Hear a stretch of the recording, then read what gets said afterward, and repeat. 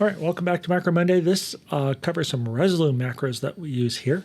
We use Resolume extensively. Here we've got a whole bunch of them that are somewhat repetitive. Unfortunately, ETC and the macro system does not have a scripting engine, so these have to be just manually drawn out and typed in. You can copy them and then make the edits you need to, but you do need a macro for each one of these. So let me just show you what that looks like in on a magic sheet here. So we've got these 4 different layers within Resolume, and these actually macros we covered earlier. Those bring that layer's intensity up to full. That brings it all the way out, and then these here activate those clips as appropriately. And then we've got these free and empty. I'll get back to those here in just a minute. But back to the macros here. You can see clip 1. I call it C, so it's layer C 1 through 12, and those are all simply a clear Q execute string, clear text, so empty out what's in there. And then the OSC command for Resolume is composition layer 2, clip 1 connect, clip 2 connect, 3 connect, and so forth. And you can see that's mirrored over layer A, and then we've also got a layer D and a layer B. And the way these layers have come about over time have varied, so that's why they're not necessarily sequential. We'll talk about free and SMPTE here really quickly. Most of our videos, we start off synchronized tightly to SMPTE, but as we get towards the end of the song, we'll release syncing strictly to SMPTE timecode and go into what's free run. So it's like, listen, just play out the rest of the video. Doesn't matter what timecode's doing, because we want content to continue to flow, even though the band has stopped timecode. And so here's what that command looks like here. Composition layer 1.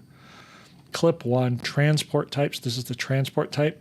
And 2 is SMPTE. And 0, I call it free flow, but I think it's called, I don't remember what it's called exactly in Resolume, but it's just free flow. I think they call it timeline. So that's just when a video, when you start, it plays. It's not synchronizing to anything. It's just running at its natural playback rate. And so you can see we have that for clips 1, 2, 3, 4, 5, and 6. Generally, that's all we need. And the transport type 2 or 0. And then let's see if we've got anything else. Oh, we've got this also one added here, which is video play mode. We'll expand this just a little bit. Pause. And so what this says is it says composition selected clip, so the currently active clip. So it doesn't matter what layer, what clip it is, just whatever is currently playing or selected. We're going to set the transport position behavior to play mode 4. And what that means is when you get to the end of this video file, simply pause.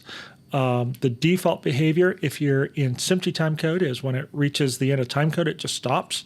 That sometimes can be glitchy because you don't normally pause timecode in that sense, so video playout gets kind of quirky. Also, if you're in free run mode, what I call free run, or I believe Resolume calls it timecode or transport mode maybe, it loops by default. And sometimes that video isn't seamlessly going to loop. And so this is kind of a fail-safe that what we'll do is when we get to the end of the selected clip, if we are still on that clip and we've run out of video material, play mode 4 means just pause, just stop, freeze on the last frame. We've got some other OSC commands for different systems. We'll skip those for a second, and we'll go to this last one, which is clear execute. And so that just basically clears everything in the execute for that queue, kind of an undo or clear any other OSC command we have going on in that queue. Hope that was helpful, and thanks for watching. Like, click, subscribe. We will have more Macro Mondays coming up. Thanks.